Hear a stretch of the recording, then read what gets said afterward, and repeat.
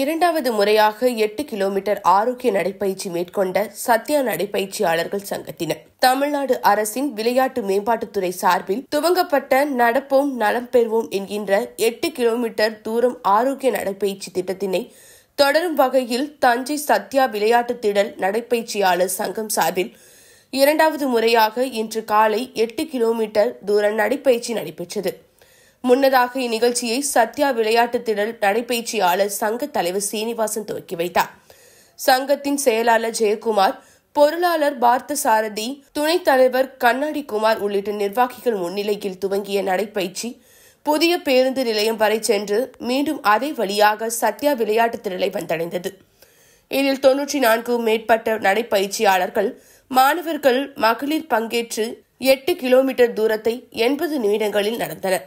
நிறைவாக உடல் நலம், மனநலத்தை காக்கும் நடைப்பயிற்சியில் பங்கேற்ற அனைவருக்கும் நன்றியும் வாழ்த்தும் தெரிவிக்கப்பட்டது.